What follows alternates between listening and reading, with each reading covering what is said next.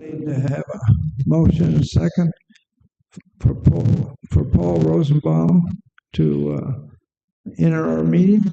Motion by Betty, second by Terry. Vote. Wait a minute. Maybe we can vote this one by voice vote. All right. Okay. Okay. Okay. I got to get into my mic.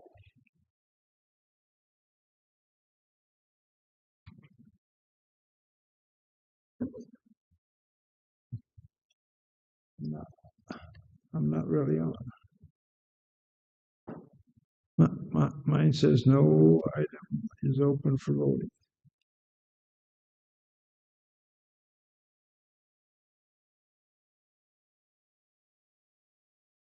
Oh, do I have to go all the way back?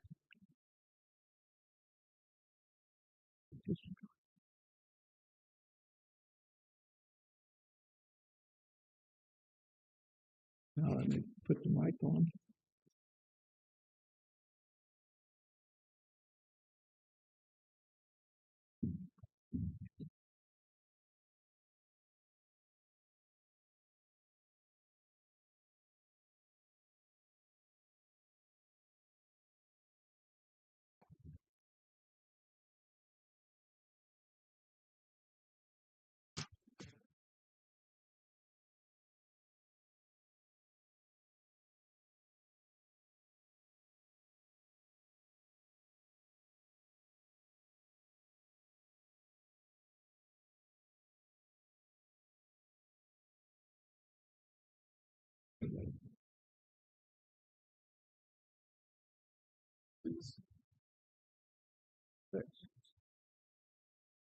Six to no, 6-0. So we will let Mr. Rosenbaum enter our meeting. Thank you.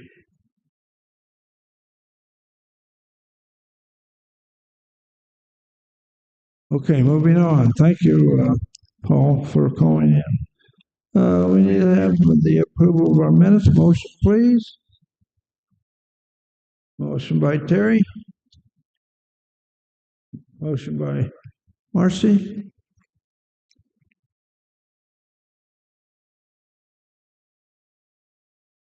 Everybody ready? Please vote. I vote aye. Okay.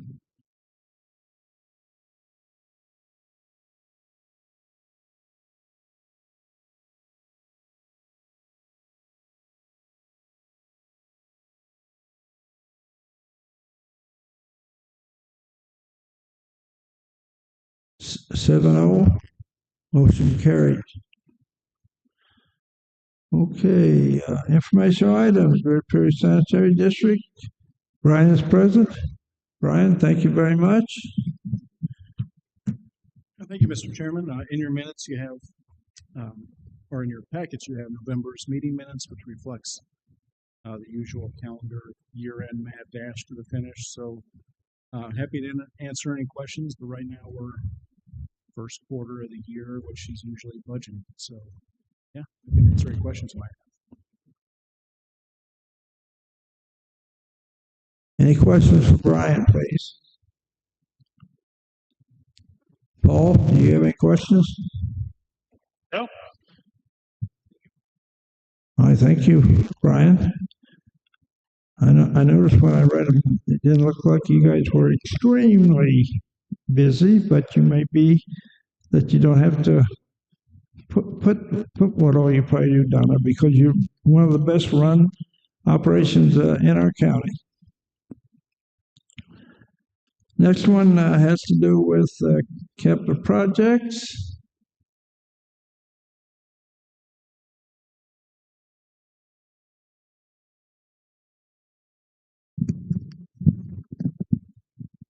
Good afternoon. In your packet is a list of all of the current projects in progress. And then on the second page are the recently completed projects during fiscal 25. Obviously, next month we'll have a little different look because we're now in fiscal 26. So if you have any questions, please let me know. Any questions for Heather? Thank you, Heather. Thank you. Our next informational item has to do with the draft that we have for the road use agreement on our wind energy development.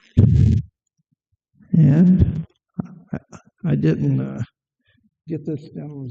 What is it? Okay, Andy. I got to shut my phone off. That's something I always forget to do. It may be in my coat.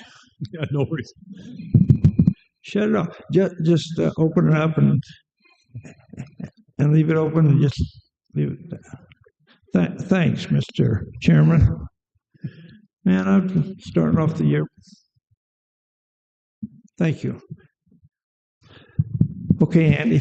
Okay, Andy Kite on behalf of the county. As you may recall, our office is retained by the state's attorney to help with the renewable energy matters, including negotiating a road use agreement.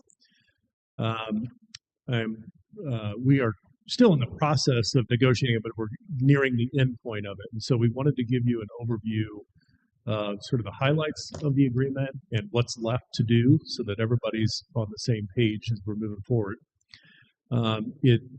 Myself and administration, including representatives from the state's attorney, the zoning office, the county engineer, and county administration have all been involved in the process. Everybody's probably on that team tired of hearing my voice, but bear with me here as I'll try and be as efficient as I can. So right now the agreement is about 40 pages long, and I'm not going to go through every page, but I'm going to hit the highlights. And if you have any questions as I go through it, just feel free to shout them out.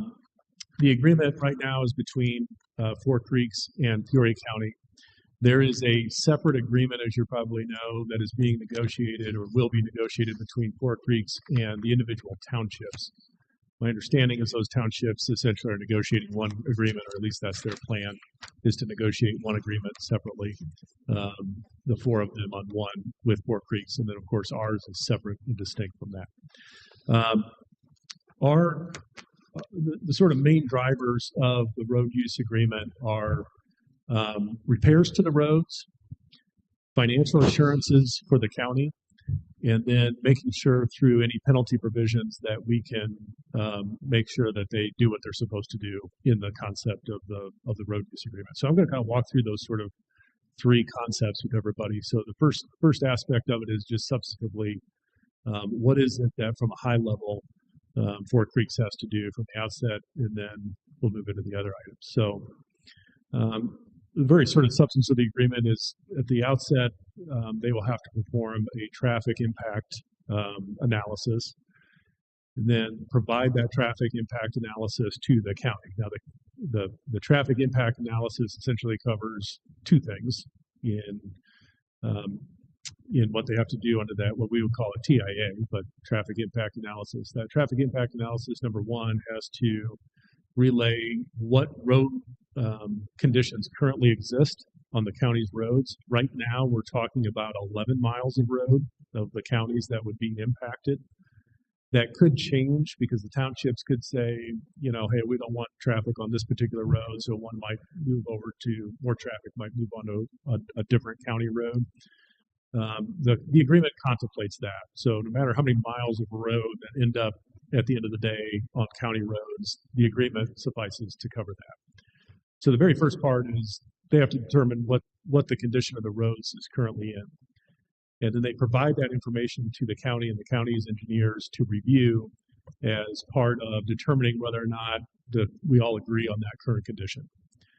Then once we give a settlement on or decision on, we all agree on what the current condition of the county's roads are, there is an estimation of what the scope of repairs would be for those county roads based on the anticipated traffic that is going to occur on those roads. So, of course, we're talking about sections of wind turbine towers. There's usually three sections. They're oversized, they're overweight. We're talking about wind turbine blades. We're talking about actual turbines themselves. And then also we're talking about you're going to have expansion of certain turns. There's going to have to be accommodation for some of the oversized equipment. So through that whole scope, what we call scope of repairs, they have to come up with what's the dollar figure that would be represented if we go through this process. What's the anticipated dollar figure of road repairs that will have to take place? We know, they know, that there'll be impacts to the roads from a damage standpoint. There's going to be some damages to the roads. That's just the nature of this type of construction, is there will be some damage to the roads. So we have to account for that. And the way you account for that is through the monetary financial assurance that they have to provide to the county in the event that they don't complete the repairs themselves. So first step, traffic impact analysis. Included with that is a projected scope of repairs, which has a dollar figure assessed to it. Our engineers look at it, meaning the county's engineers look at that to make sure it's correct. There'll be some back and forth, of course, about making sure that the dollar figure they provide to us is correct, the total scope of repairs is correct, etc. Once there's an agreement, they can't, keep in mind, they can't start construction on that project until there's an agreement that the scope of repairs is correct and the traffic impact analysis is correct. So there's nothing they can do until those items are correct. Now, the way your road use agreement or way your ordinances are set up right now, they have to obtain the road use agreement before they can even apply for a special use. So that's before they can even get to that stage, they have to get this road use agreement done. I should have mentioned that for the outset, but and that leads me into the financial assurance. Now, if we're talking 11 miles of road, and I'm just using hypothetical numbers here because these numbers are subject to the engineer's review, of course. But hypothetically, let's say it's $1 million a road to repair. We have a financial assurance built into this that is 150% of the total cost of what the projected repairs would be. Meaning, what they will have to post to the county is 1.5 times the projected scope of the cost of repairs. Let's presume, just for the sake of argument, that comes out to be $10 million. So let's just say it's 10 million. The total scope of repairs to bring the roads back would be $10 million to do. This agreement at this point in time doesn't require them to post 10 million. They would have to post 15 million under the scope of the agreement right now. And the reason being is we want to make sure that we're not caught short, number one. So if through the construction process, the repairs aren't made and we have to call upon a bond or some financial assurance, like a letter of credit, which is what this calls for, we want to make sure that there's enough dollars in those coffers so that we then can go make the repairs ourselves on behalf of the county. Hire a contractor, go out and do those repairs, or make them ourselves. That 150% is split right now between two financial instruments. One is a letter of credit, and the other would be cash escrow. The cash escrow amount of the financial assurance would be $1.5 million. And then there's an evergreen clause, meaning once it drops below a certain level, they have to bump it back up to $1.5 million. So the baseline level right now is $750,000. So the cash escrow amount that the county would hold would be $1.5 million of that total, whatever the total scope of repairs cost would be. 1.5 million of that would be held in cash escrow. When it gets below or at or below $750,000, they have to bump it back up to 1.5 million. That's what an evergreen clause is. So we would hold always in our cash coffer for scope of repairs, payment of engineering costs, whatever it might be, $1.5 million. The rest of that, balance of that, would be held in a letter of credit, which is essentially a note with a bank that will the county can call upon. It usually has a very short turnaround if we have to call upon a letter of credit. The other option for it would be a bond, but typically you don't necessarily want a bond because you get caught then fighting with the bond, the surety, over whether the fund should be released. We prefer, and the finance department would prefer, a letter of credit. That is the overarching financial assurance that is there as a backstop. So what would happen is if the project were to be approved and construction started and there were repairs that the company was supposed to do, and for some reason the company walked off, didn't make the repairs, the county has these funds sitting here that we can now call upon and then go make those repairs ourselves. So that's the purpose of that financial assurance sitting there. A couple of the other financial terms I want to hit upon is there would be a payment of per turbine fee of $10,000 per turbine. For every turbine that there would be construction traffic traveling upon a county road. So part of this whole negotiation process is coming up with a project traffic map, meaning here's the roads that are going to be used for traffic. And what that literally means is these are the roads that can be used for construction traffic. All other roads are off limits for the county. So the developer cannot travel upon those roads. But if construction traffic or if a road is going to be used for construction traffic for a turbine, they have to pay us $10,000 for every turbine that has traffic traveling upon a county road. It's $10,000. So that's 60 turbines. Their total, it's $600,000. If it's 50, it's $500,000. If it's 20, it's $200,000. It's likely more than 20, but that is one of the other aspects of the financial assurance. The other aspect, financial aspect, is there is currently a $3,000 per mile road use fee. So if we have 11 miles of road, $33,000 a year, it would have an inflation escalator to it of 2.5%. So every year they would have to pay an additional 2.5% over that $33,000 if those construction. So if we have 11 miles, that 33,000 for the first year, and then it goes up by 2.5% every year for the entire life of that project. A couple other of the financial assurances or financial terms would be the developer has to reimburse the county for any third-party cost. You'll have engineering costs related to this. You may have legal costs related to the road construction, but most likely most of it will be engineering-related costs. They have to reimburse the county for all of those costs that might occur. There's also a warranty period as part of the road use agreement.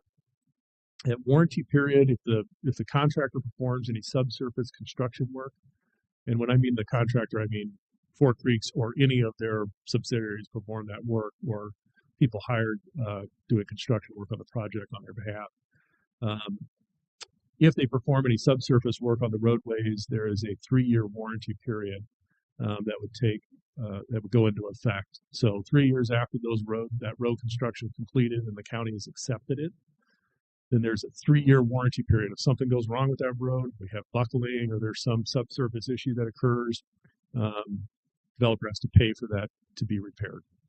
There's also a 1-year warranty on any surface repairs. So if there's surface repair issues that they've performed and there's issues that arise because of that, let's come back within that 1-year period and repair it.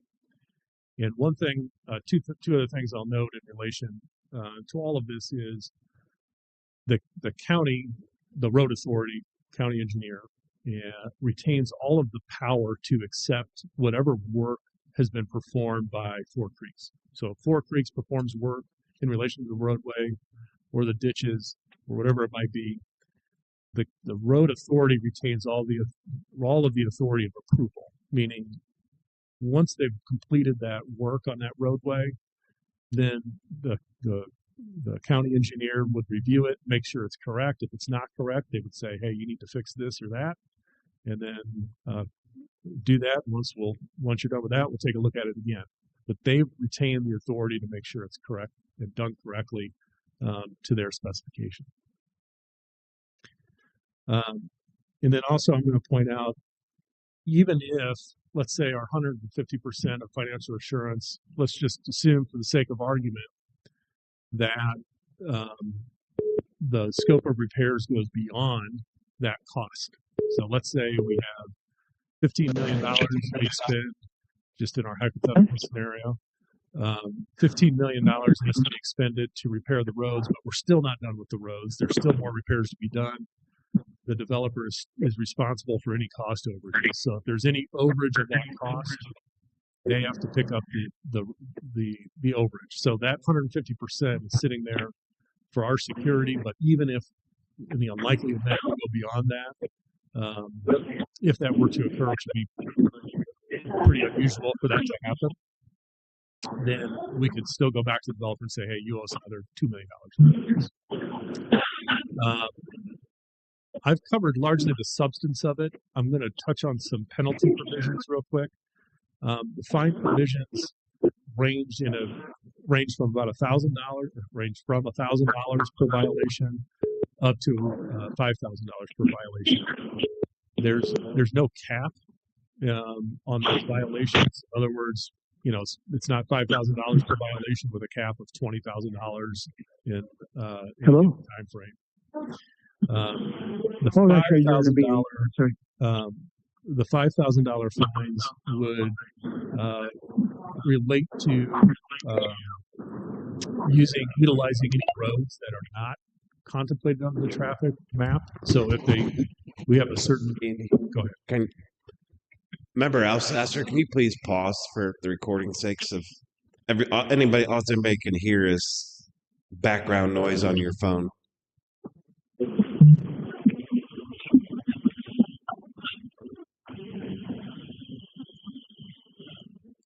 Is that Member Rosenbaum or Member Alsasser? It's either Member Alsasser or Member Kelch. Member Kelch also. It sounded like Member Alsasser talking in there. No, yeah, I'm here, Scott, if you can hear me. Okay. I've had mine on mute. Sorry, it's just hard to hear with everything going back on there and being recorded. I want to make sure everything's handled. Do we need to make a motion to allow Member Kelch to participate? I move for to allow Member Kelch to participate. Sorry, Mr. Kite. No, you're fine.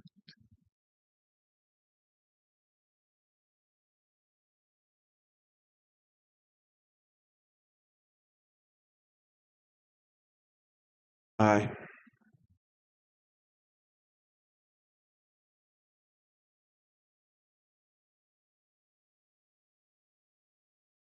No, you're fine. Okay. In the penalty provisions, our fines range from $1,000 to $5,000. Those $5,000 fines are related to sort of the bigger issues you might suspect. It's things like using roads that aren't permitted, using overweight or oversized vehicles that are not allowed or have not received a permit. There's also a $2,500 fine. So if they're responsible for signage, and the signage has to be compliant with the manual on uniform traffic control devices. If they fail to put up signs or put it up in violation of the MUTCD, there's a $2,500 fine for that. And then there's also a catch-all fine provision of $1,000 for any other violation of the road use agreement that may arise. But there's also other remedies within that concept as well. So, for example, the county retains the authority to close a road if they deem it necessary, or issue a stop work order if it's deemed necessary.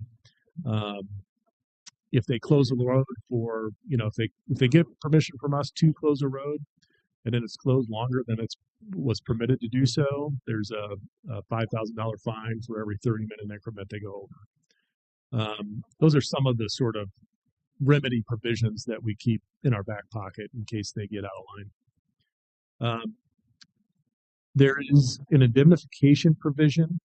So the Fort Creeks will indemnify the county. So if there's any damage, some claim against the county related to construction, related to the project. So if somebody says, hey, I got in a car accident that's related to this project construction going on, somehow they sue the county, for example, they have to defend the county. So there's an indemnification provision that requires them to defend the county from any lawsuit we might get that might be related to the construction or operation of the project. And then if there is a dispute that arises, there is a very favorable provision that states that any ambiguities in the agreement are to be interpreted in favor of the county. I know I've talked a little bit longer than I anticipated to, but does anybody have any sort of overarching questions? I would anticipate, just in terms of structure and timing, this will probably come to you as a committee at your next committee meeting, which I believe is on the 23rd, maybe. Maybe on the 23rd. And before that time, you would get essentially a memorandum that sort of describes what I've given you here, but also the agreement itself. And so you have an opportunity. And also, feel free to reach out to me or anybody else. Yes, sir. I have just two questions. I understood the letter of credit, the surety relative to the primary part of the road use agreement. Is there any surety or other financial recourse relative to the 3-year warranty? Do they have to put any money up front? Do they have to provide a surety bond or a letter of credit specifically for that? Because 3 years down the road, a lot will have changed in terms, during construction, we're here, they're here. It's an easy contact, but seems like 3 years down the road, it makes it a little bit more difficult. Yeah, so 10% of the letter of credit, the financial assurance amount, would be held back to cover that warranty period. Okay. So the financial assurance, one thing I'll point out is most road use agreements related to wind farms have about 110% to 125% as a financial assurance. And this one is purposefully at 150% because it's a larger project than most. But let's say, during that warranty period, there's a couple of financial assurance that we could fall back on. Number one, we would keep 10% of the total of that financial assurance during the warranty period. Number one. And number two, there's also some retainer amounts or essentially obligations that they have to post upon the signing of the agreement. There's essentially some payments that kick in immediately. Likely those amounts will be kept back in escrow. So let's say the total amount of financial assurance is, again, purely hypothetical numbers here, but let's say it's 15 million. So during a warranty period, you can keep 1.5 million back. So I think that answers what you're going to. It does. It does. And then just a secondary question. Do we have a provision in the agreement that allows us an inspector, observer that would be operating on in the county's best interest? Yes. Yeah. So you may recall the county retained Hutchison Engineering as part of to help with the negotiation of the road use agreement. So, I'm sitting here talking and sort of relaying what the terms of it are, but Jenny and Scott and Andrew and Amy and the engineers from Hutchison have all been very involved in reviewing the agreement. Hutchison has a lot of experience in working on road use agreements, both in the wind and solar world, but Hutchison has been involved in negotiating the road use agreement. So they've reviewed it, every draft that has come in. There's been a number of drafts exchanged with the parties. They've reviewed every single draft that comes in, made comment. We've incorporated it. But also to answer your question more directly, during the construction phase, not only will the county engineer be involved and her staff, but also engineers from Hutchison will likely be on site almost every day, if not every day. And so during that entire construction period, there's almost always someone from the county's side, engineering, reviewing the work that's taking place, inspecting it, making sure it's up to our standards before it gets accepted. So that's a key provision to the whole thing because part of it is they have to reimburse all of the county's expenses for that engineer. So if we have an engineer out there every day, they have to reimburse the county's expense for that. That's built into the agreement. Thank you. Yep. Yes, sir. Is there a time limit though? So this final is supposed to be done for next month. Is that correct? Or your final? We anticipate that. I mean, I think we'll have a final version that we all are comfortable with and have been sort of involved at the table. Well, just so that maybe we have a chance to look forward to it rather than just before. Yeah. What the anticipation would be that I was going to give sort of a very broad overview of it today, and then give you a copy so that between now and your next meeting, Okay. You have time to review it and ask us any questions you might have. Yep.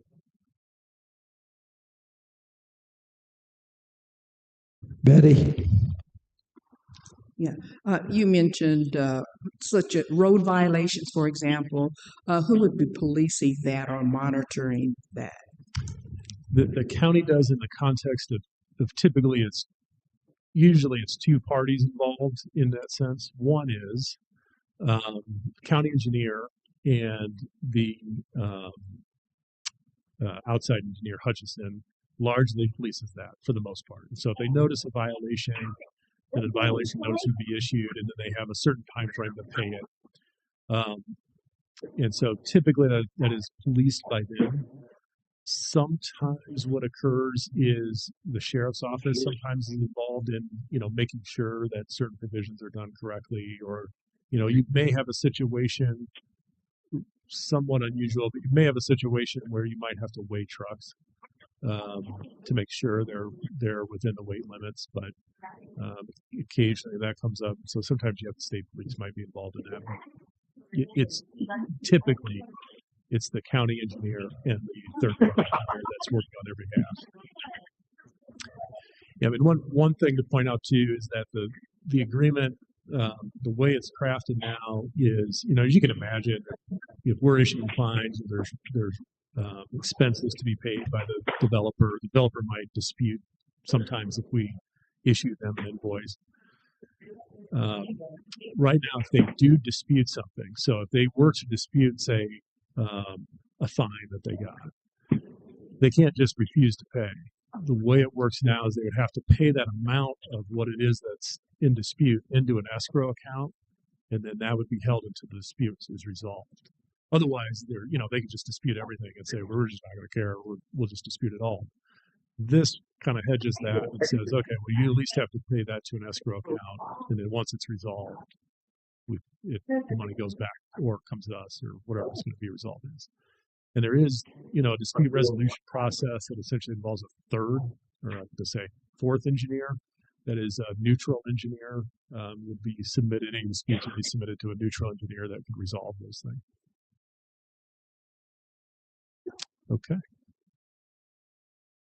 Andy, maybe I misheard you because you were going through all the different fines, so forth.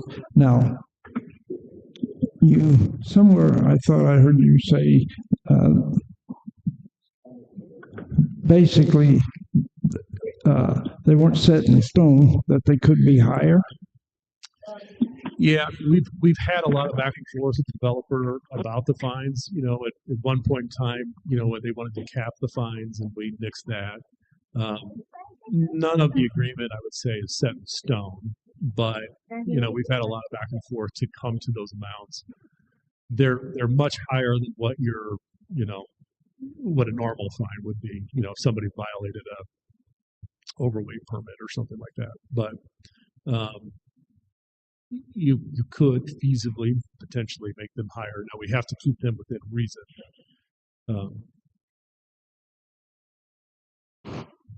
Okay. Anybody else with questions? Thank you, Andy. Okay. We'll be seeing you. Thank you. Okay, we're going to get into our resolutions. We've got 7 resolutions to look at today. Need a motion on the first one, on a job that was completed last year. And who's going to make that motion? Betty, thank you. And Jimmy. Good afternoon. As you know, the Glassford Road resurfacing job was approved and accomplished last summer. When we finalized up all the numbers, asphalt, we went a little higher on quantity than expected due to the poor condition of the roadway. So we wanted to make sure it was right while we were out there. We had originally appropriated $658,000 for the project. That makes us about $9,217.15 short. So this resolution will appropriate that additional fund, those additional funds, I'm sorry. I would like to point out, though, the final total construction cost is $667,217 and change, and we had originally estimated at $1.2 million. So we still saved quite a bit of money, but this is just so we can get the contractor's final payment. Any questions for Jeff? Vote.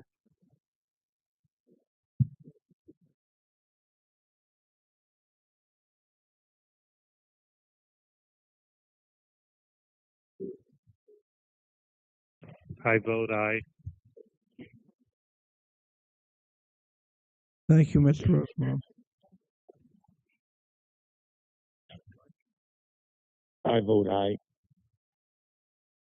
Thank you, Danny. I forgot we had approved you to come in.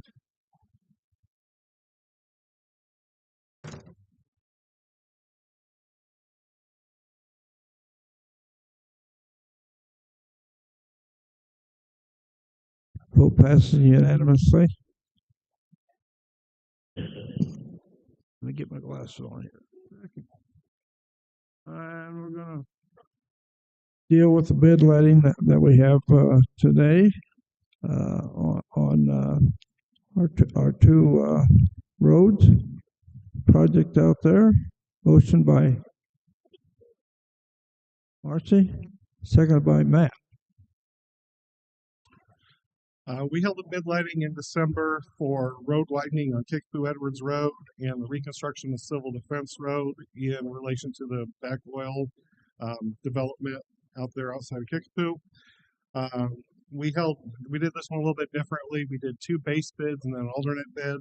This base bid one was just for the Kickapoo Edwards portion.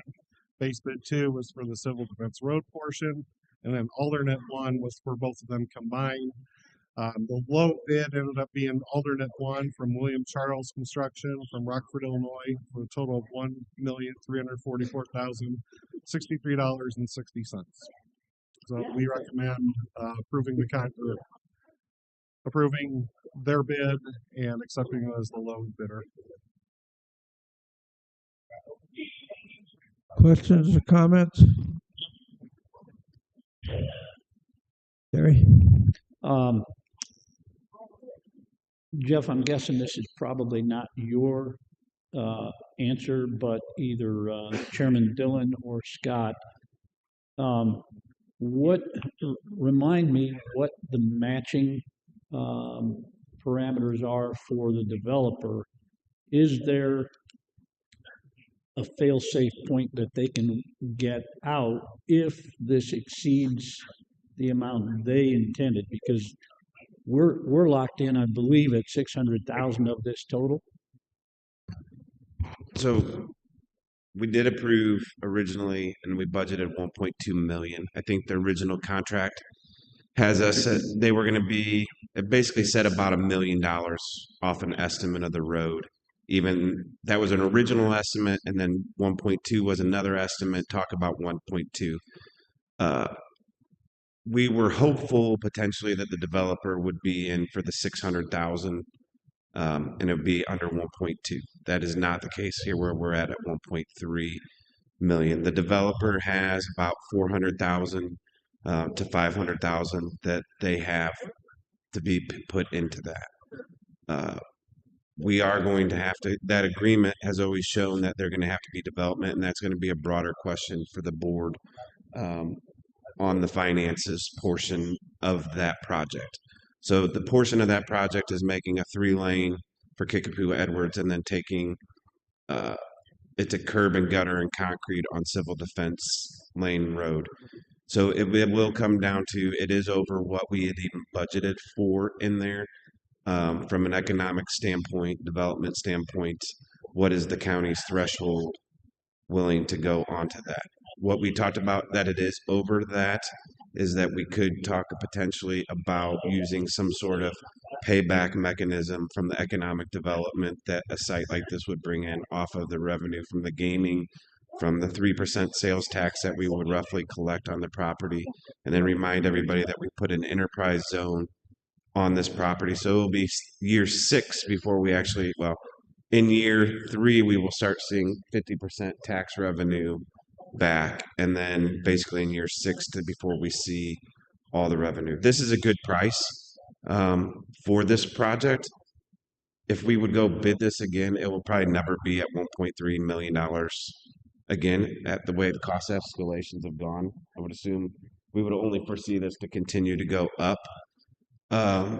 There is some side issues with that property just in general that have made it more expensive for the developer, which again is not our problem, it's the development's problem, but that have add issues to the overall ROI of that site. And that site is not, again, why you try to drive development to sewer and water, that site does currently not have that. So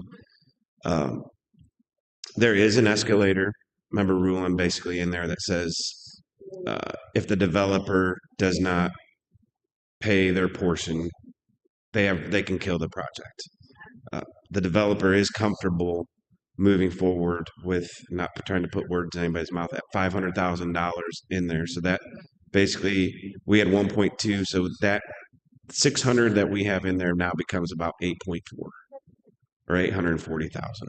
So that is a question, a policy discussion per se for the board.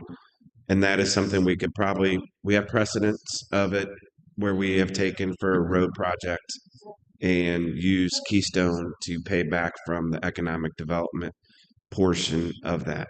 Now, mind you, in this scenario, to my knowledge, and correct me if I'm wrong, this is probably a 6-figure project in engineering that Hutchinson has drawn that the county did not pay a dime for the A&E for on it. That has been 100% eaten by the developer to get the drawings ready to go. And I know at the last minute we were pushing for the January, because of the January letting is going to be a very large letting. They did not want to get it lost in the letting. So they did rush to get it into the December. That would give us some leeway to have this discussion. The developer does have basically had a 30-day notice, or maybe less than that in the agreement. The agreement is basically still a living document to be executed between the county and the developer. So it is going to come down, it's fresh, we haven't had to talk to anybody, but it is going to come down to potentially the county having to find another, budgetarily, another 140,000, but potentially 240,000 from the county coffers to get this deal across the table.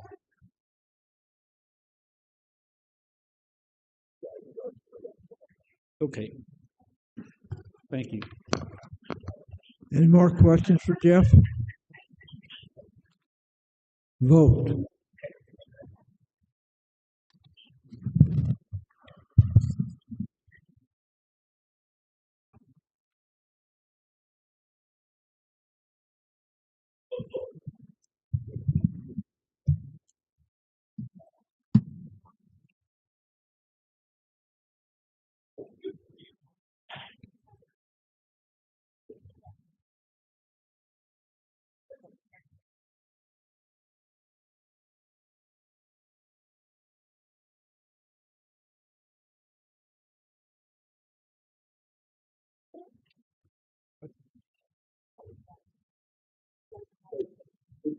We need Danny Couch's vote.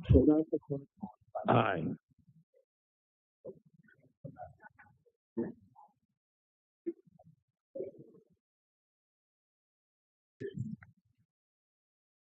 Motion passes. Next one has to do with a variance.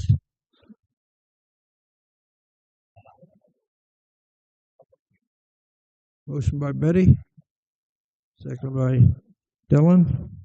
Thank you, Mr. Chairman. So this is a reference to the item you just voted on with regard to Kickapoo Edwards Road and Civil Defense Road.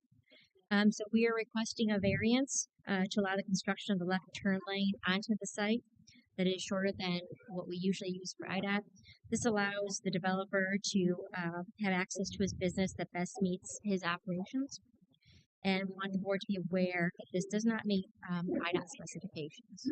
We want everybody to be aware of this, and we think it's going to work. Just want everybody to have an awareness of this for this project.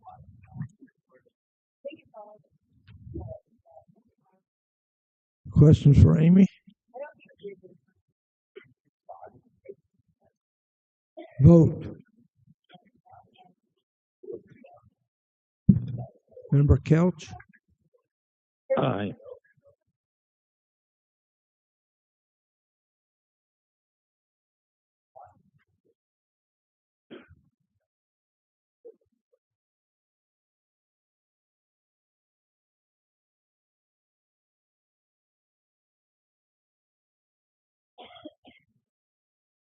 Motion passes. Next motion has to do with a concrete retaining wall, and we need a motion on this. Motion by Terry, seconded by Betty. We have a retaining wall on Cedar Hills Drive here. Jeff, can you use the microphone, please? Sorry, moved it up. We have a retaining wall on Cedar Hills Drive near the intersection with Singing Woods Road that failed several years ago. We put together design plans over the last couple of years, and we held a bid letting for the project in December. We had 3 bidders with Knapp Concrete Contractors out of that is not correct. That's not Rockford. They're actually out of Goodfield, Illinois, for $716,673.15 as the low bid, and we recommend accepting their low bid. Question for Jeff? Vote.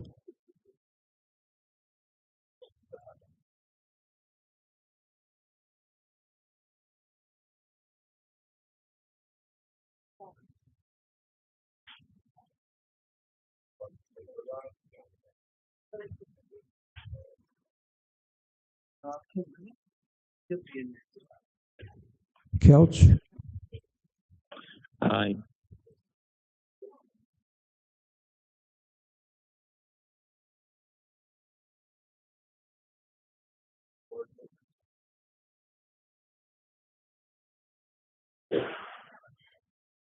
Motion carries.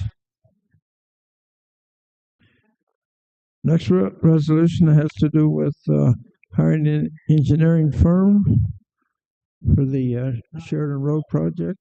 Motion made by Marcy, seconded by Terry. So I'm sure you're all aware by now, in October, we were granted $10 million to reconstruct Sheridan Road between Glen and Northmore. Back in 2007, Hanson Professional Services had begun the phase 1 study for this section of road when they did the Northmore Road section. So since they'd already done the work, we just went ahead and selected them to do the engineering for this project. We have a goal of having the project bid in November of 2027 with construction beginning in the spring of 2028. So we are recommending hiring Hanson Professional Services for a fee of $1 million to do the phase 2 preliminary engineering. They're going to go back out. I mean, it's been 18 years since the original study was done. They're going to go back out and double check with some survey, make sure everything's tied back together.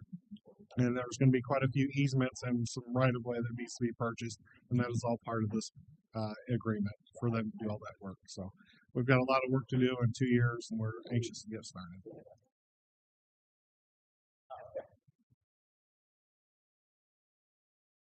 Questions, please. Vote.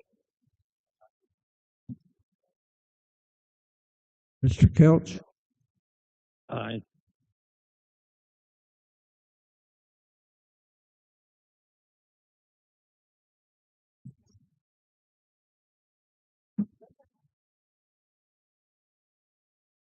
motion carries. Moving on to our budget amendment. Motion made by Terry, second by Betty.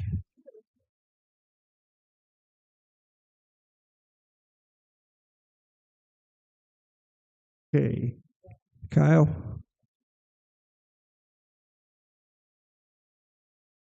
So this this request here for an additional $249,000 that would go back into would basically go back in for the facilities group back to fiscal year 2025. And really the request all relates to just we had an incredibly hot summer, and then as most folks know, whether you're a residential, commercial customer, whatever, the price per kilowatt hour has gone up quite a bit since they initially were working on these budgets, which would have been over a year ago at this point. So specifically, the the power the power needs at the courthouse were a big driver of this, but then also, and I spoke with Director McCord about this morning. There was, of course, money budgeted in HHS for the move to the HHS building, but I think at the time they went rather conservative, as we just really didn't have a good understanding of where the cost may actually be for moving into a new building.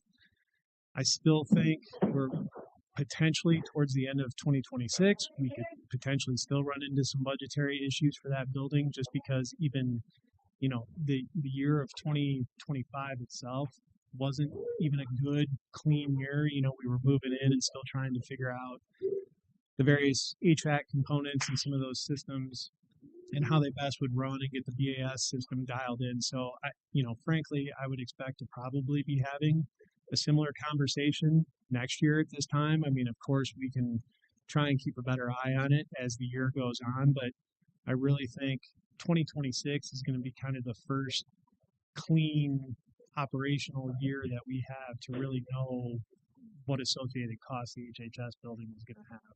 So essentially, this request is all related to energy consumption, but it's kind of the 1-2 punch. Pricing went up at all of the county's various facilities, and then there were just still a lot of unknowns with the HHS building. Having spoken with Director McCord this morning, we're thinking this number likely will come in closer to the $190,000 mark. But again, we have a little bit better information than when we wrote these reports just even a couple weeks ago. So, but at this point, the request is still for the $249,000. Obviously, once we get all the bills and everything settled for fiscal year 25, anything extra would roll back into the county's reserves. So be happy to entertain any questions on this.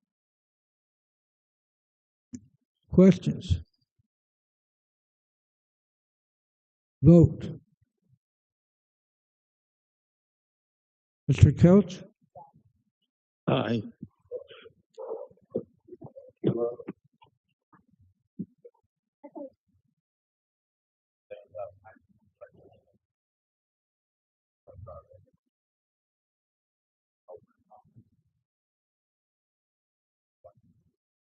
motion carries.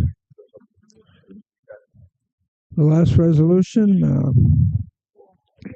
has to do with our order of change. Motion, please. Motion by Betty, seconded by Matt. Okay, so this is change order number 1 as it relates to the courthouse plaza project, which, as an aside, when you all were coming in today, hopefully you noticed that the bronze bison herd is out there, and so they were installed on December 30th. It's nice to see them there. having some of these favorable weather days, we are still continuing to make some progress here and there. Nonetheless, this particular change order relates back to work that was done earlier this summer. If you've looked through your packet, you can see some of the pictures, some of the photographs that were included in there. It was pretty extensive amount of work. On the front end of this project, baked into the GMP, there were essentially 2 additional pots of money that are at Corps' discretion to use. This is pretty typical for establishing a GMP in a project of this size.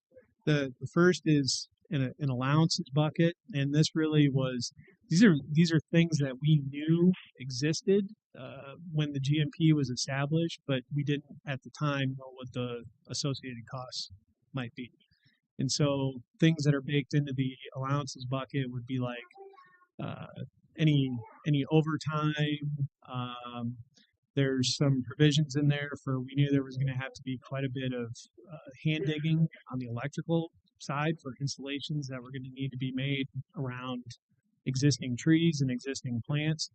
So that allowances bucket really covers those types of things, and they are keeping track of those, and I could certainly get those detailed amounts if so desired. The other bucket is the contingency bucket, and that's more of running into things that we didn't know and unexpected instances.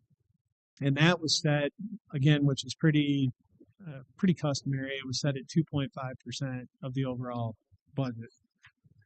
So the contingency bucket itself was set at approximately $164,000. Some of the items that have landed in the contingency bucket would be some additional concrete work that was required in the base of the Bison Fountain after, again, having some soil stabilization issues.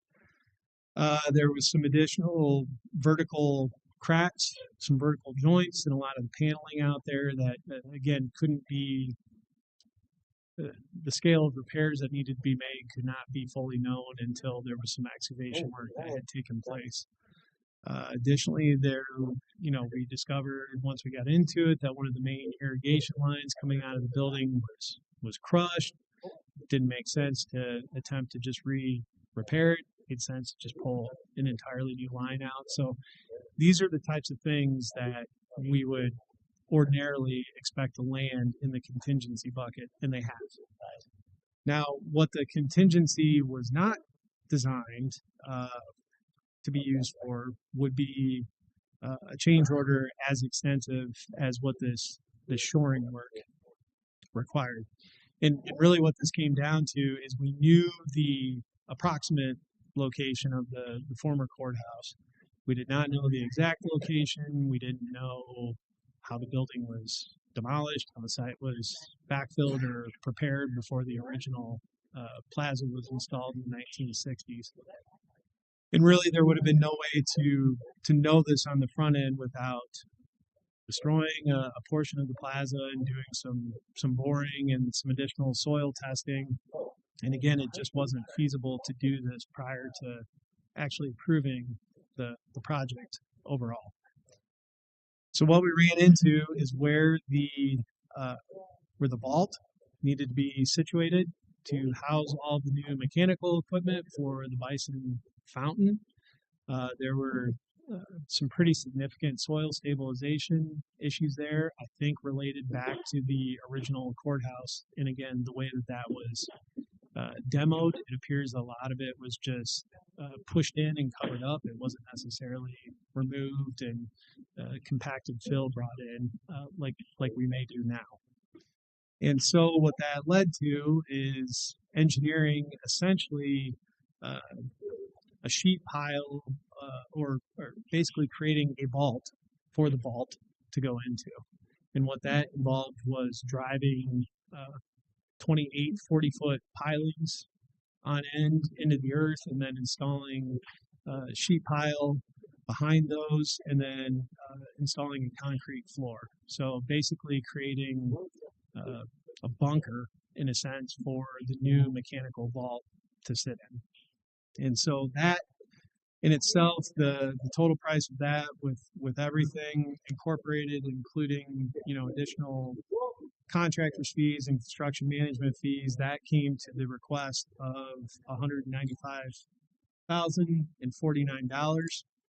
And just to, again, the detail was in the packet, I believe, but just to give you some specifics. So the materials themselves were approximately $120,000. The labor, the equipment to actually drive the pilings was approximately $36,000. There was additional $3,500 in testing, and then really the remainder of that $195,000 went to Autobahn for additional labor that was required to install that system. So that's where we're at with respect to this change order.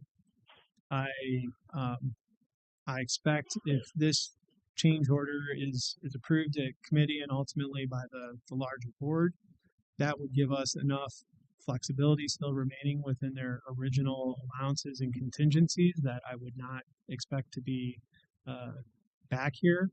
And with so much of the project already done, I think hopefully we've done enough demo and we have uncovered all of the unknowns up to this point. Be happy to entertain any questions beyond that. Questions from the committee? Terry? What is the amount of this change order as a percentage of the project? Well, can you get me in a ballpark there? Yeah, it would be about 2.5%, Terry. And that's the amount of the change order we're funding here after we've depleted the 2.5% contingency. Yeah, and just to be clear, that contingency is not depleted as of right now. But we want to make sure that we have the bandwidth and we have the contingency money still in there to appropriately finish out the project. So I do expect to come in under. I expect to have some allowance left at the end of the project. I do expect to have some contingency left at the end of the project, and that will come back to the county at the culmination of the project. I want to just make a comment, two actually. One would be to recognize that the groundwork for this project was laid before you came on to the county payroll. So I'm not trying to point a finger at anyone. But in almost any construction project, a 2.5% contingency is pretty skinny. And I would suggest we take that lesson forward to anything we do in the future, because I would expect 2.5% to create a problem on almost any project. So that said, I'll support this. Any more comments or questions? Betty? I have a comment. As I was coming in, I noticed the bison herd. Very, very impressive. So thank you for that work. I know there's a lot of other expenses as we spoke here, but thank you for that. Anyone else? Vote.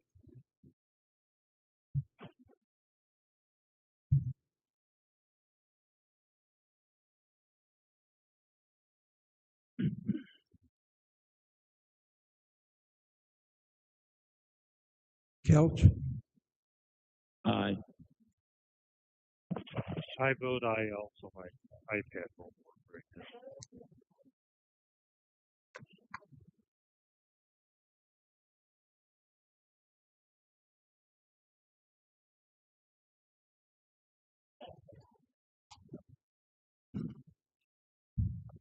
Motion carries. Okay, we have miscellaneous. Anyone for miscellaneous? For the new year? Happy New Year. and I hope everything continues to be well for us.